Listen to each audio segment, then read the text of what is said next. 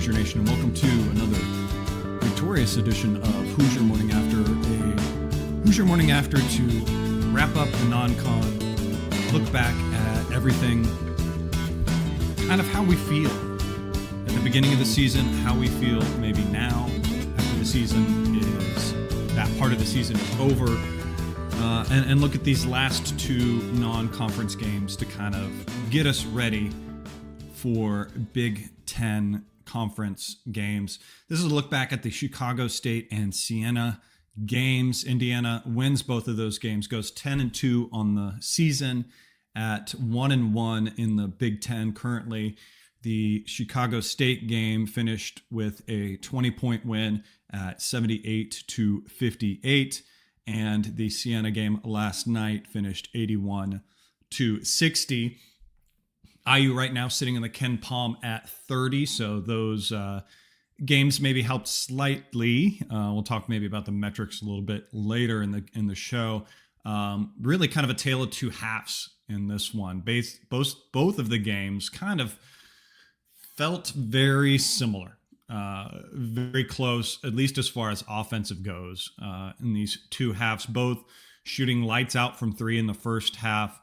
14 for 26 in the first half of the Chicago game. So many threes shot in that first half, and 7 for 16 in the Siena game, followed by a 1 for 20 in the Chicago State game. Just looked like there was a lid on the basket. So many clanking noises in Assembly Hall during that game.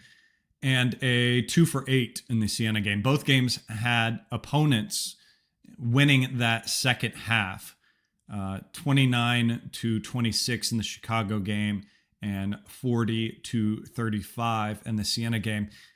Now, there's always questions with that. You always look at these non-conference games. Halftimes are part of the scariest things. You're going into halftime, you have a big lead.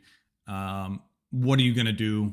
Are you going to come out still energized? Are you going to kind of take it off? You're going to bring the brakes back a little bit. And these other teams coming in, they're probably getting chewed out. Or they've got nothing to lose in that sense too. These are cash games for them. So they've come out and they've come out a little bit more physical. And we've seen what happens to Indiana when we have faced teams that are a little more physical with us, when it's higher competition. And that obviously kind of caused a little bit of havoc for Indiana in both of these games. It was clear IU came out more relaxed, and especially Siena. And in this game, they came out a little more energized, and a little more ready to go, a little more aggressive on defense, chipping away at the 26 lead that Indiana had going into half, closing it in as close to 15 within the first 10 minutes. IU kind of refocused from there and got back into the game, finishing above the metrics, but we're not as much as you would like to see in these types of games. You'd like to hopefully see Indiana find a little bit more rhythm, finish off a little bit strong, not having to backpedal themselves and get back into games like this, finishing it off. It's a little bit of disappointment there, a little bit of frustration there, especially because you're seeing things from that have been a part of aggravation for this team, watching them forcing things, just mistakes and turnovers, just mental errors, lack of focus is what it almost seems like from my end. And we're going to talk about some more of that. Let's talk about some of the good, though, at least in these games. I thought Lamar in the first half of the Siena game was great, just scoring on all levels, showing what he can do and what kind of weapon he can be for Indiana and needs to be for Indiana. 23 points, 7 for 15 from the field, 3 for 7 from three, and a perfect 6 for 6. That was his first half in this Siena game. Excuse me, that was his full box score in this Siena game. Just looked comfortable to get and do whatever he wanted to in this game. And I think the Chicago State game, he may have struggled a little bit, especially in the second half, forcing some of those threes as he went 5 for 12 from three in that game with 21 points, 6 for 13 from the field, but still perfect from the free throw line. So you love to see that. 1 turnover in that game, 6 assists. So sharing the ball was Lamar in a good way in that game. 4 assists in the Siena game last night as well. But 31 minutes in that game last night, and then 34 in the others. It's definitely games where you don't want to see your starters or your main scorers getting that many minutes, approaching. Didn't want to see him above 25 minutes in this game, and it was something where this team needs him in that sense and needs to build that chemistry a little bit more. That's one of my concerns going forward as this Big Ten season goes on, where we're not as deep. We don't have a few of those floating heads back there to kind of spell some of these players. We still have some injuries there. So hopefully this doesn't bite us come Big Ten season, these amount of minutes that we have guys. So you want to see a little bit of management with that a little bit better moving forward, or would have loved to see it in these games, but just wasn't the case in this one. Connerway, I think in the second half of the Siena game was great. He scored 12 points, 12 of his 16 points, and was perfect for from the line in the second half. He kind of took over from Lamar on the scoring standpoint. Lamar kind of, like I said, didn't have as big of a second half as he did the first half. So it's always good to see in those moments. And I think it was really Tatum that came in at about the 8-minute mark or so after he had been sitting for a little bit in this Siena game, where he helped Indiana get back control of this game. He helped Indiana get downhill, break down the defense a little bit more, where IU got, as they are relaxed sometimes, got a little more stagnant in this game. So it's good to see him kind of find his way, and it's just beautiful a lot of times. Obviously, a lesser talented opponent in Siena, but you saw a moment or two where he saw an open lane and is like, yeah, no one can stop me. I can dribble behind my back, find this little gap, and then just take it to the hoop. So good to see that kind of thing from him. A few costly turnovers that I didn't necessarily like. He had 2 turnovers. I in my mind, he had more. I thought I saw a few more mistakes, but 4 assists in this game, 4 rebounds. So not a bad game for him. I think the one player we constantly talk about this show that needs to get going and needs to be that third option for this team is Nick Dorn. And I think these 2 games, he continues to improve and become that contributor that this team needs. Chicago game, making 4 threes in the first half, didn't attempt anything but 3 threes in that game, but he mixed it up a little bit more. You could see that in the Siena game. He got to the basket at one point and did get fouled, made both of those free throws. But I think that is part of his game that we need to see more. I think he is very capable of making those shot fakes and getting to the hoop, especially when he is that threat. He is that prototypical player that you want on a 3-point shooting team, that is the threat, that can make them himself, but can also then later on in the game, as teams start to overplay that, can shot fake and get to the basket.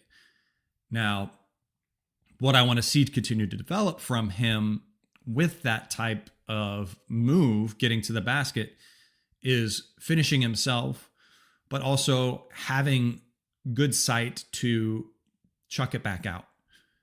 As you shot fake and your guy's trying to recover, some guy's going to slide over to defend you on that layup. And most likely, or hopefully with this team, it's a defender that's coming off of another shooter, and you can find that other shooter for another 3 chance. So really hope to find that. Really hope that we see that from him a little bit more. I think that would be a point of emphasis from the coaching staff in this longer break with him. So we'll see how that is moving forward. But at least, albeit small steps that there have been good steps forward with Nick Dorn as he has gotten back into game shape and back up to game speed. Tucker DeVries has been a bit of a conundrum for me in these last couple of games. In the Siena game, he finished with 16 points on 5 for 3 from the field and 3 for 9 from 3-point. He was our biggest rebounder, and I think that is kind of one of his strengths with his size and physicality and just his kind of instincts. There's instincts that come with players that have played the game, and you see the ball bounce in different ways. You just kind of know how it's going to come, and you instinctively get in the right place for rebounds and things like that. I think Tucker has that, as you'll see his rebounding numbers up there. That's something that when I played soccer in my day, I prided myself in. I kind of, you learn the way the ball's going to bounce. You learn how to position yourself when it's going to bounce, where it's going to go. And I see that in Tucker on his rebounding skills. But Chicago State game, you look at his line in that one, and that's the tough one. 8 points on that game, 3 for 12 from the field, 2 for 11. That's where he really struggled to find a shot and really struggled for them to go down. I think everyone in general was just kind of rattlesnake type of game the Chicago one was from a shooting standpoint. But I think in the Siena game, you saw him settle back down into that, shot a good amount of threes with 9 of them, but also worked his mid-range game a little bit more that he's able to do. And it's also something that he's able to do when he's in there on the 4 guy that's a little bit smaller. And that's kind of the matchups that were given to him in these 2 games, playing against a little bit less physical of guys. I think it's in these Big Ten games where he's going to struggle, not going to be able to feast as much in the mid-range like he is in these, because he's going to be able to match up against guys that are going to be just as athletic, if not more so, to maybe make up for that lack of size that they may have against Tucker. So it's just something to look at. Again, I'm just not saying these are big issues or big concerns, just something you want to keep an eye on for this team. Connor Enright doing Connor Enright things. Nothing really more to say for that. Not as much of a scoring threat in these 2 games. 4 points in the Chicago game, 1 point in the Siena game. You did see at one point in the Siena game, I think that was the one missed layup that he had, where he was like, I'm going to go try to take it myself. He got past his man, but was met by Siena's center and kind of affected his shot. Couldn't really get anything going from there. But 5 rebounds, so he stays in there, stays scrappy in this game. 2 turnovers to 3 assists. So nothing too crazy from the mullet in this game. The other interesting spot that obviously is a concern going into the season, and I wish after finishing the non-conference, I would say I feel more confident or I feel improved, is our big man situation. While it does seem like Coach has settled into the fact that we are going to get Sam Alexis to start these games now, I think that's kind of a set thing, and we're going to have Reed coming off the bench. There is still struggles with those guys. I think Sam has given me about kind of what I expected coming into this season. He had 8 points in this game, was perfect on the stat sheet as far as what he took. He was 2 for 2 from the field and a perfect 4 for 4 from the free throw line, but just finished with 6 rebounds. He was lower in the minutes with 21. So they did rest him a good amount. And again, that leans back towards maybe the Lamar conversation, where he's going to have quite a situation to deal with in the Big Ten. And I think that, again, maybe might just be the fact that they're trying to almost equally share his minutes with Reed Bailey, where, like I said, he had 21 in minutes in this game to, let me see, Reed Bailey's 17. And then you had 18 minutes in the Chicago for Sam Alexis to Reed Bailey's 22. So right there, you see those 2 guys pretty much splitting the minutes right down the middle. I think that's what you got to do with those guys. Those big guys got to be spelled a good deal, because the physicality that they're going to deal with moving forward is going to be tough for them, and they got to stay strong. I do at least appreciate, I see on defense, the effort is there from them, doing what they can, banging against those guys. But you even saw with the Siena player was able to get a nice little baby hook on Sam Alexis when he got position. So it hasn't changed from the start of the season into this. My confidence or where my mind was with our 5-man is still about the same. It's still slight concern, and I still want to see a little bit more off the bounce from Reed Bailey. That was what I expected a little bit more. I expected more 3 shots from him and taking the big guy off the bounce from a 5-out spacing, and haven't really seen that. So I don't know. Maybe that's not in his game, and maybe it's just something we won't find out from him. So I don't know. Weird thing to say. I don't think anything else really to have to talk on player-wise in these games. I think Trent Sicily, maybe a little bit disappointing. We didn't get a little more contribution from him in these final kind of non-conference games that we saw earlier in the season. And I think that's kind of a general theme overall in this team, where some of those earlier season games that we saw a lot more rhythm out of them and a lot more scoring on all levels and evenly distributed about different players. And that was something I expected to see out of guys going into these final 2 games, is to get some of that confidence and that rhythm back. And they still struggled to find that again. So maybe that's just a product of tape now being out there on Indiana on how to guard and deal with our shooting and all that, which rightfully so. So I don't know. We'll see. We'll see where that is. I think defense has been good. I do like the fact that we are sitting very good in Palm. Like I said, Ken Palm, Indiana's defense is 17 right now. It is definitely something that helps carry us when those 3-point shots are going down. The one concern that I do have with the defense, though, is the fouling.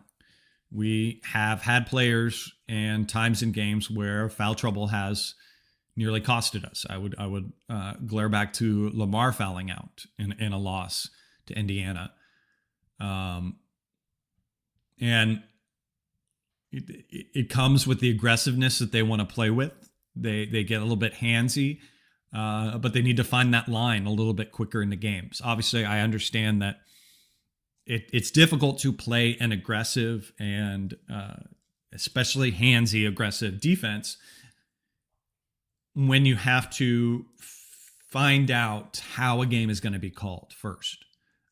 We've seen games this year that have been called really tight, and IU gets into fouling struggles because of that. They don't adjust to that. And then we've seen games where it's not being called, and IU is able to excel from that standpoint. And when it's not being called as well, if the other team realizes that as well, that's where offensively we struggle. But anyways, felt like that was a little bit of this game. Defense was good, but the fouling got a little interesting. DJ Carton had that really bad call in the second half. He's such a late whistle guy. I think he feels like the veteran guy that he is, feels like he has to make up for other refs and everything and call fouls for them when they don't call them. That one, I think it was on Tatum. It was on one of Indiana's guards. Yeah, it was Tatum. It was Tatum as well, where Tatum did get aggressive. He got in there and knocked the player down, but he got a lot of ball before he knocked the player down. So I argue that's a 50-50 ball in that sense, and a little bit more physicality's got to be allowed in those situations. And the ref in position on the side that can see the ball doesn't blow his whistle. But you get DJ Carton all the way on the other side of the court where the players' backs are obscuring what the ball is, blowing that late whistle and calling a foul. So that's frustrating. That was very frustrating. I'm always concerned when I see him. I know everyone will have the different refs that they don't like. DJ just gets a little weird. It's almost reminiscent of TV Teddy, of his time and his show kind of thing. So concerned me a little bit. Again, Indiana just needs to work on it. And I think there's a few things. We talk about Indiana has this extended break now. Now that they're out of the non-conference, there's no games until the 4th. Obviously, they will probably go home for a little bit, enjoy some family time this week, but they'll probably get right back into it next weekend, or this coming weekend, I should say. They'll probably be right back on campus and working on things. And I think defense is one of the things they need to work on. Those hands, staying aggressive without that. And the coaching staff, as what was pointed out by Tom Crean, another shout out of Tom Crean, when he called the Indiana game versus Marquette, he talked about the importance of hiring referees to come into your practices and running practices with refs there to get used to that. I think Indiana hopefully needs to take advantage of that factor and do that during this long stretch. Get some refs in there, get some scrimmage type of time and get used to that. Find that line. Maybe you can talk to the refs in those situations and like, hey, call this one a little bit tighter, and then see how the players can adjust to that. And then have a little bit of time where, all right, call a little bit looser. Obviously, don't tell the players. They need to know how to adjust to that. But that is something I would do as the couch coach sitting here, the office chair coach. That is something that I would stress to this team and try during this long break. The other thing I think that is the other glaring concern about this team that needs to have some work during this break is the turnovers. Again, 13 turnovers in both of these games, identical for both of these two games. The turnovers, it's the turnovers with mental lapses that bug me the most, the focus turnovers. I see at least 4 or 5 of those every single game. And there was in this game, there was the breakaway with, I think it was Nick Dorn is bringing it down, passes it to Tatum Connerway. He gets kind of close to the rim, draws the guy over, and throws this weird pass to Sam Alexis where he catches it in a weird spot and tries to go up with it and misses it. And that was a bad one. That was just finish it yourself. That's just a lack of that last little bit of focus, and a little bit, honestly, still, I think this team's still trying to find the rhythm together and how they play together. So that's a team that's locked in and played a couple of years together, makes that connection a little bit easier, makes that pass a little bit easier. But it's things like that. And there are other little missed passes, guys that cut that then the player passes to space where the guy wasn't. In the second half of this game, Siena kind of went to a full court press, and Indiana struggled with that a little bit on the inbound. So that was a lack of focus. I think there was one point that you had Connor Enright receive it horribly in the corner and then got trapped, and no one really helped him from there. So that was a turnover out of focus, I would say. Just some things that the team really needs to clean up going into these this extended break. Just something to work on that will just aggravate us once we get through and into conference play, because it's a good Big Ten this year, guys. It's a pretty high level top of the Big Ten. I would not be surprised if you see a national champion from the Big Ten this year. I'm not going to say who, because it's going to bring up sore feelings from this fan base if we talk about that. But yeah, I would say those are my two biggest concerns right now of this team, is the defensive fouling and the turnovers. Obviously, the shooting is going to be hot and cold, but no matter what the shooting is doing, if you have those two things in a good place, you'll still be in a good spot to pull out games and everything. So Looking at some stats in this game, in these two games, first half shooting is a really great thing to look at in these games. Where Indiana first half shooting in the Chicago game, 56% from the field. No Gritty. Okay, I gotta say that Gritty. I'm not. No. Not talking about Purdue. I am not talking about Purdue. It's another team. Another team. Blue and gold. That's all I'm gonna say. I'm not gonna say their name. But anyways, back to stats. First half shooting on both games was great.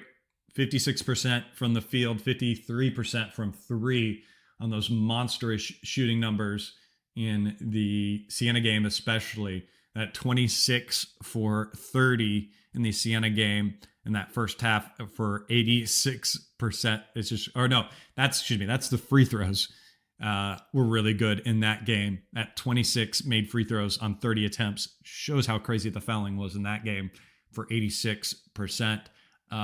For the Siena game, shooting again in the first half, still really great. 54% from the field, 43% from three. My favorite stat this year overall to look at, again, is those assists to made baskets. And again, that shows the rhythm that this offense can get in. Indiana in the assists to made baskets in the Chicago game, beautiful, 24 to 26. Almost every made basket that way. In the Siena game, 11 to 23 in the Siena game. So not as high, but still really good. Loved seeing that. And then just good general numbers overall. I mean, making those free throws obviously is a godsend from Indiana moving forward. The layups look okay. It's 5 for 7 in the Chicago State game, 9 for 15 in the other game, 16 fast break points in the recent game. IU finishes with a great 1.2 for 6 points per possession. If you can get over 1.2, that is a good game. Very close to that, despite the bad shooting in the second half on the Chicago State game at a 1.1 point per possession, keeping Chicago under the 1 point per possession at 0.866. And Siena in that game last night, again, under 1 point per possession and 0.896. So good stats, good stat sheets, took care of business the way you'd want to see. Obviously, both of these games, I think the Chicago State game, Indiana in the metrics was projected to win by 20. IU wins by 20 exactly.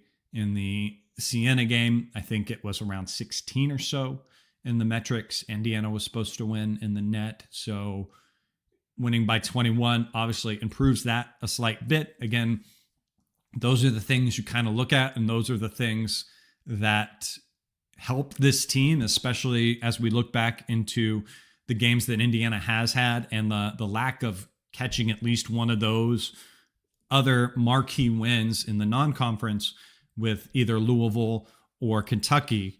Had we gotten one of those, I'd be saying a lot of better things or less concerning about looking at the metrics in the net. But having lost both of those and not having that marquee win per se, obviously we have the wins against Marquette. That one's not seasoning as well as we would like. Hopefully they do a little bit better.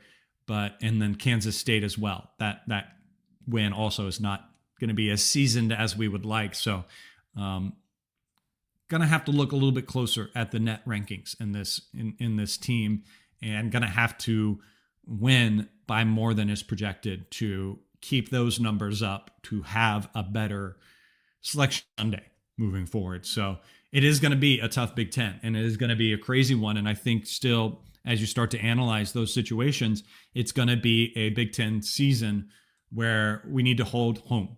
We have to hold home court. That is something that is a must for Selection Sunday to go over in a good way for us.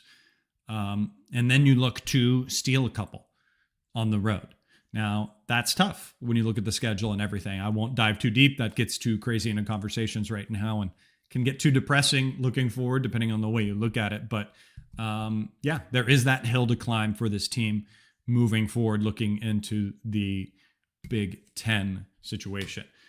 I will, though, at this moment, since I don't have Martha with me today, though, take a moment to talk about our official sponsor of this show, and that is Hoosier Ticket Project. Hoosier Ticket Project, if you're not familiar with it, is a nonprofit organization run by Hoosiers to help Hoosiers get to Indiana sporting events. It is a process that has been used by a longtime listener and wonderful supporter, Gritty Jennifer in the chat. She has donated tickets. You can go to HoosierTicketProject.org if you have tickets to any IU sporting events, be it women's basketball, men's basketball right now, volleyball and football obviously over, but you can donate tickets. Hoosier Ticket Project will then find deserving recipients like we had at the Siena game. Here's a few pictures I pulled off of social media of the wonderful families that got to experience Indiana sporting, sometimes for the first time. Some of those don't have the financial means or the ability to get to these games. Hoosier Ticket Project is there to help Hoosiers get to these games, build lasting memories. If you have ever been to a game and you had that wonderful feeling of being in Assembly Hall, think about Hoosier Ticket Project. If you have season tickets and you can't make it to a game or something like that, ignore maybe the second market, ignore trying to sell them somewhere else. If you have the financial means to do so, please donate those tickets to Hoosier Ticket Project at HoosierTicketProject.org. They also have a spot where you can go on there and give a donation if you would like to. Obviously, the end of the year is coming up. If you need a few more charitable donations there on those taxes for 2025, think about Hoosier Ticket Project as one of those for your write-offs. There's also a spot where you can go on the website to nominate a recipient. So again, HoosierTicketProject.org is where you can go. Thank you to them for the great service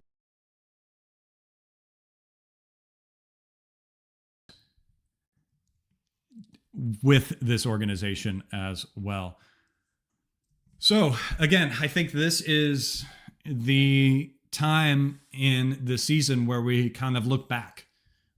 It's always that point where you get that first third of the season over with, that non-conference, some of the tougher games you may have had, some of the easier games you might have had, the tune-up games, and you get ready for a slogging Big Ten conference that is tough to play on the road, some tough home games as well, and look and see where you feel with this team. And I would ask you, where do you feel? How do you feel about this team? How are your concerns? Have they grown? Have they gotten better? Are there some concerns and some narratives that started this season that you have answers to? Are there some that you don't? For me, it's very interesting to look back now because I almost think I stand almost exactly where I was going into the season. Obviously, the biggest question going in, and again, one that I still think we don't have an answer, is our 5-man. I was hoping I would feel a little bit better going into conference play with how that situation is. And I don't. I feel kind of numb or neutral, honestly, about it because it's going to be physical with some of the big guys. Michigan's got some very mobile, very tall guys that can bang underneath and can make some things. So we will see what that situation is going into those, because Sam Alexis has done some decent things. He is a great leader of this team, we have heard, good vocal guy, experience that he has. But he is going to struggle physically. I think it's the same thing with Reed Bailey. We have seen moments in different games where the coaching staff is able to get him motivated to be more aggressive and physical. And I think when he does do that, there are great moments from him. But I don't think that is his default setting. That is something that the coaching staff has to turn on from him on a game-to-game basis. And like I said earlier in the show, that is something that I thought I would see differently from him. that he could be that mobile big guy, air quotes, that could break down some opponent's defense. And that hasn't happened. So that's interesting to me. As far as the shooting and stuff, obviously we went into this season knowing we would see a very different offense. And it has been something obviously that we have had to train ourselves for as Hoosier Nation to watch a very different style of game with a lot of threes being thrown up. And at times they weren't going down. And that's concerning for us to watch because we have PTSD with 3-point shooting. Now, this team has been ones that they can shoot themselves into trouble, but that they can also very quickly turn on a dime and shoot themselves out of situations.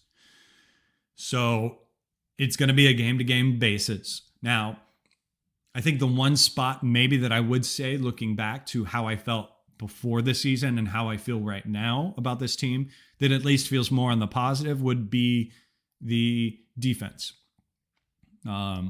Defense is obviously a tough one to instill with a new team, guys that haven't played together, get that communication, that connection. Are you talking? That has been something in the past that has killed us with the nail slot rim and over-helping, not communicating, not switching, all that kind of stuff. While there have been errors, the communication has been great. The switching has been fantastic on the defense. The only thing, again, like I said, when we were talking about defense during this show, that needs to get cleaned up is the fouling on the defensive side. But I think maybe defense would be the one thing, if I look back to how I felt going into this season and where I am now, where I feel better. I definitely feel better about Indiana's defense. Getting locked in. There are still moments where Tucker annoys me on defense because he is one that gets lost, gets ball watching, and his player can slip to the basket behind him. But overall, the switching, the helping on drivers, helping when guys get broken down, when Indiana gets stuck in a rotation situation from opponent's offense, I thought they've done a great job. So that is a positive. That is a positive for me. That is something that I do like out of the team. So that would be something good. Adjustments from a coaching standpoint. That has been something in the past that has bothered me. And that is maybe something that, while we maybe don't have the players right now or the abilities that have been able to capitalize on some of those adjustments, I have noticed those attempts at adjustments being made in games. I think you've seen in games where the offense has struggled to make points. I have seen back screens that have come in, screening plays, different situations to get open looks. And I think that is definitely a situation, if you look back at the tape in the Chicago State game, when the ball wasn't going down, it wasn't because guys weren't getting good looks. It's just because they weren't making those good looks. And I think that has been a situation in games where the offense has slipped, where it has been more on the sense of lack of making good looks, as opposed to in the past where it seems like the offense can't create good looks. So I know that's deeper and weirder and a very nuanced thing to kind of look at, but that is at least a positive that I see out of this team moving forward. So it's an interesting schedule. It's an interesting Big Ten situation as we move forward. Obviously, we've got football excitement to watch, and I'm not going to get too deep into that. Crimson Cast, go to those guys. They've got some fantastic stuff to watch and everything on football. Excited to see that on New Year's Day moving forward. But obviously, like I said, this team has got a good big break going forward into the Big Ten Conference. Some good things to work on. This coaching staff can get their meat in there, looking at tape. So can't wait to talk to you again. Enjoy your holidays. Happy Hanukkah. Merry Christmas. Happy holidays to all. Enjoy the time with family. Enjoy the football and everything like that. We'll be back again the morning after the next show. Follow me on Twitter @JermelChadwick. Thanks, guys, for tuning in. Go out there. Have yourselves a wonderful day. And as always, let's go.